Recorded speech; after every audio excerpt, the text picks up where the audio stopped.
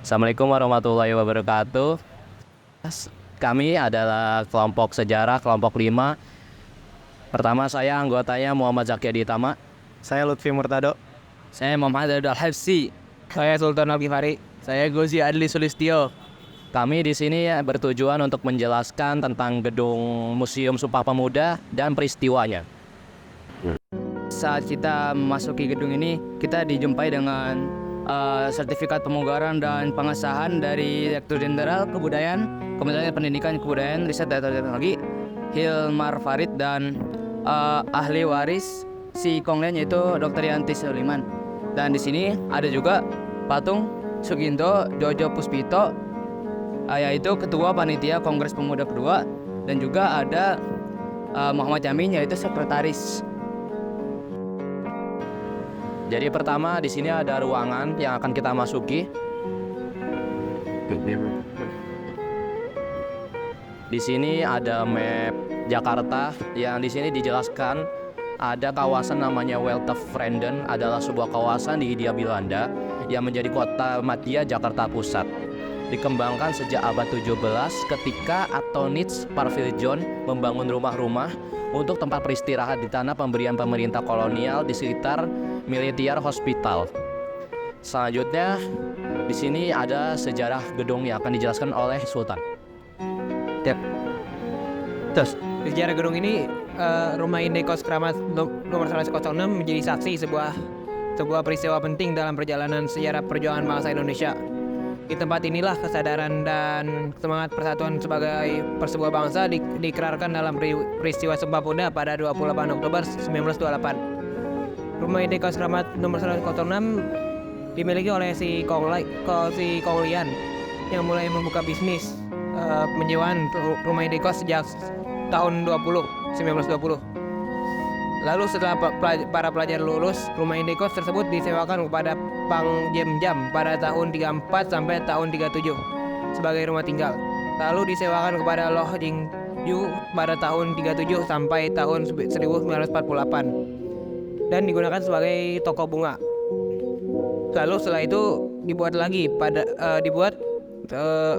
untuk kantor bea cukai pada tahun 1973, 3 April 1973. Gedung Keramat 106 dipugar Pemuda DKI Jakarta. Pemugaran selesai pada tanggal 20 Mei 1973.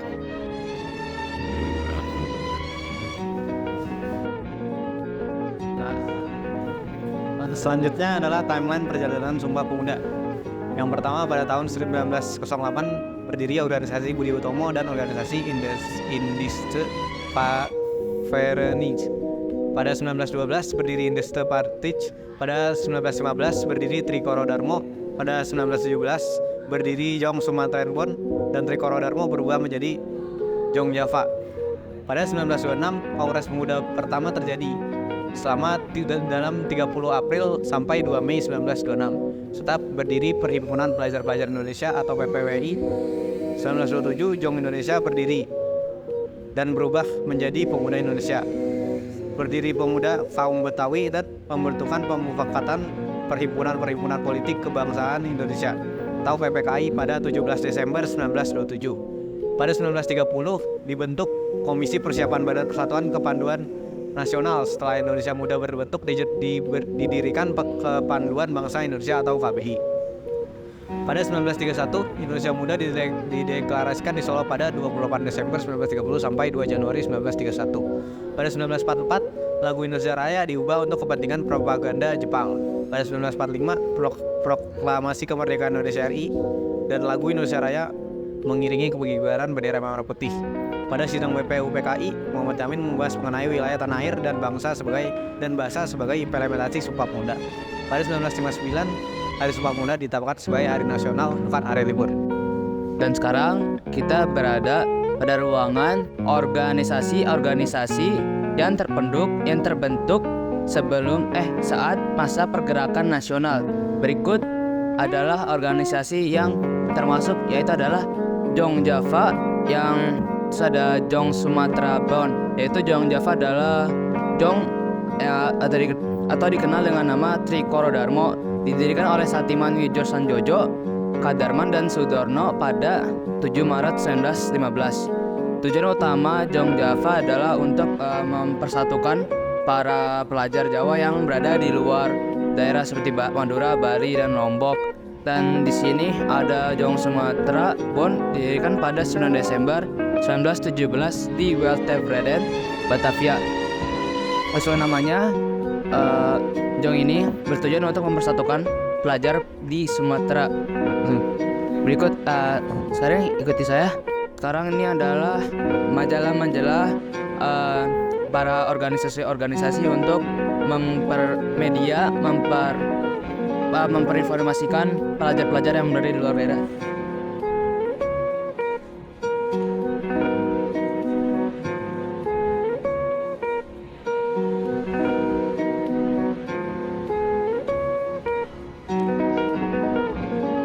Ya, jadi di sini ada penjelasan tentang Jong Batak Bond. Awalnya Jong Batak itu adalah sebuah namanya organisasi yang terbangun karena adanya perbedaan budaya. Pada 1926, Jong Batak itu memisahkan diri dari Jong Sumatran Bond. Beberapa tokohnya ada Sanusi Pane, Tudung Sultan Gunung Muli, ada Malik, dan lain-lain.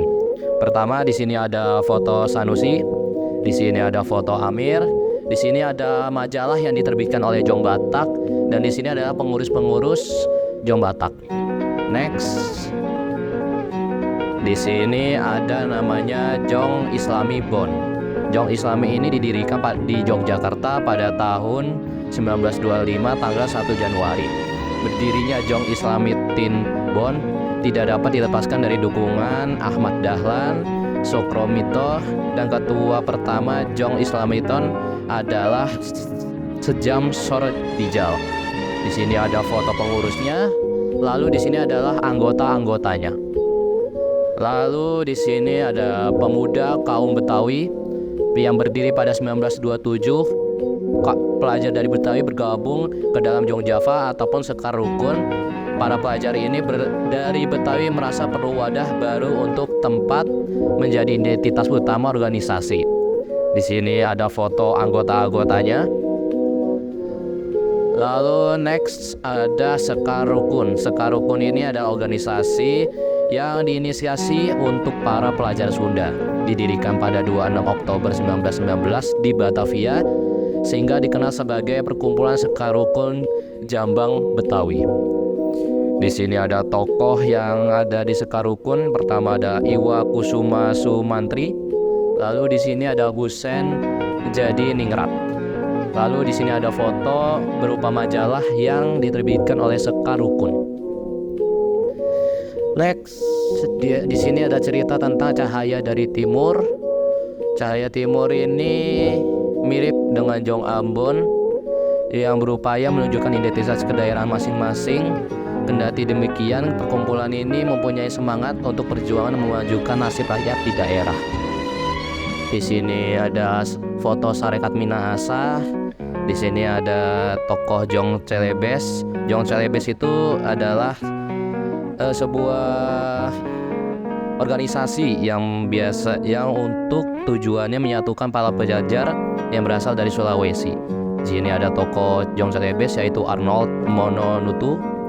Next ada Jong Ambon. Jong Ambon ini organisasinya berdiri pada 1917. Ketua pertama Jong Ambon adalah Jeremias Kayadu. Lalu di sini ada foto pendirinya yang tadi. Next, di sini ada artefak-artefak buku. Pertama ada Indonesia Raja, majalah yang diterbitkan oleh organisasi Perhimpunan Pelajar pada 1929. Lalu ada Soleh Indonesia Muda, adalah majalah diterbitkan organisasi Indonesia Studi Club pada 1930. Lalu ada Sejarah Pergerakan Pemuda Indonesia, buku diterbitkan PPPI dalam rangka Kongres Pemuda Yogyakarta pada 23 Desember 1938. Lalu di sini ada Skutas van Nederlandsen Oost-Indie, sebuah buku atlas tentang Hindia Belanda. Di sini ada buku Gendok Bok Jong Java 1915-1930. yaitu sebuah kitab peringatan Jong Java. Di sini ada buku Indonesia Merdeka, majalah yang diterbitkan pada organisasi PI pada 1924. Lalu yang terakhir ada Pemuda Indonesia yang merupakan majalah yang diterbitkan oleh organisasi Pemuda Indonesia pada 1927. Lalu di ruangan ini ada kata-kata tujuan bersama kemerdekaan Indonesia menuntut terwujudnya suatu gerakan massa yang menyadari dan menyadarkan diri kepada kekuatan sendiri. Di sini kita ada organisasi Pemuda Indonesia. Pemuda Indonesia berdiri pada 20 Februari tahun 1927 di Bandung dengan nama awalnya Jong Indonesia. Penggagasnya itu Yusupadi, Danu Hadiningrat, Sugiono, Mr. Sunario, dan Mr. Sartono. Anggotanya terdiri dari murid AMS, THS, RHS, dan Stovia. Jong Indonesia mempunyai cabang di 8 kota besar, yaitu Jakarta, Bandung, Surabaya, Yogyakarta, Medan, Solo, Bogor, dan Purwakarta. Nama Jong Indonesia dilantas diubah menjadi Pemuda Indonesia pada 28 September tahun 1927. Kemudian Putri Indonesia dibentuk untuk anggota perempuan. Anggota perempuan. Lalu ada PPPI atau Perhimpunan Pelajar-Pelajar Indonesia yang didirikan di Batavia oleh para mahasiswa RHS dan THS pada September tahun 1926. PPPI bercita-cita menyatukan perkumpulan pemuda untuk berjuang melawan penjajahan. Tokoh-tokoh PPI yang terkemuka antara lain adalah Sugondo, Joyo Puspito, Sigit, Gularaso, Sumitro, Samijono, Hendro Martono, Subari Rohjani, Sunarko, Junut, Pusponegoro, Kunjoro, Wilopo, Surjadi, Gani, Amir Syarifuddin, dan Abu Hanifah. Dan di sini pengurusnya pada tahun 1930 PPPI, dan ini pengurus organisasi Pemuda Indonesia pada tahun 1929. Jadi di ruang selanjutnya ada patung-patung tokoh saat peristiwa rapat Sumpah Pemuda. Dan juga ruangan ini menjadi saksi bisu lahirnya Ikrar Sumpah Pemuda. Di ruangan ini terjadi kongres selama 6 jam dan menjadi pertama kalinya lagu Indonesia Raya diperdengarkan. Kami putra dan putri Indonesia. Kami putra dan putri Indonesia. Mengaku berbangsa yang satu. Bangsa Indonesia.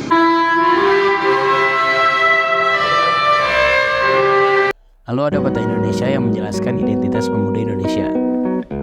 Kemudian di sini ada sebuah teks besar yang mungkin kalian pernah lihat, yaitu adalah teks Ikrar Sumpah Pemuda.